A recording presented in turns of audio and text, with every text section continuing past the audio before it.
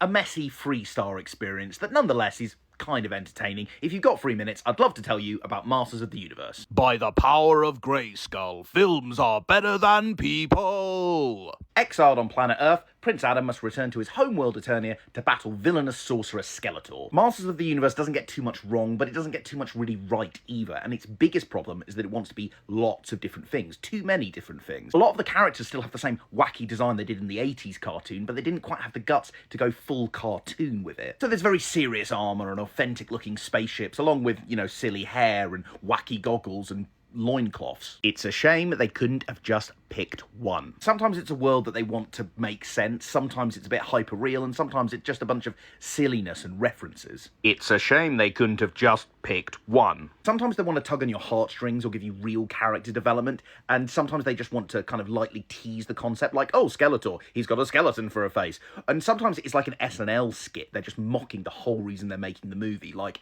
Fisto. It's a shame they couldn't, yeah, you get the idea. Now, don't get me wrong, different tones are a really great thing in a big movie, combining things like action and comedy and romance. These are the building blocks of a blockbuster. But in Masters of the Universe, the elements are so disparate that it just ends up being super messy. There's a distinctly marvelly aroma to Masters of the Universe in its meta sense of humour, special effects, and the many after-credit sequences. I didn't like that. In many ways, I don't know why they made Masters of the Universe. I mean, I do know Barbie made a lot of money, and Mattel looked for other properties that they could reboot. But Barbie had a feminist vision, a surreal tone, a distinct sense of humour. Masters of the Universe doesn't want to be bold at all. It just wants to adapt this, frankly, really silly and out-of-place IP, and it's never going to be really good in 2026 unless it has a real vision. But look, is it a disaster? No. It's a perfectly comfortable 3-star couple of hours. I never hated it. The only real low point is that this is partly made by Amazon, and at one point, one of the villains gets hit with an Amazon truck. It gave me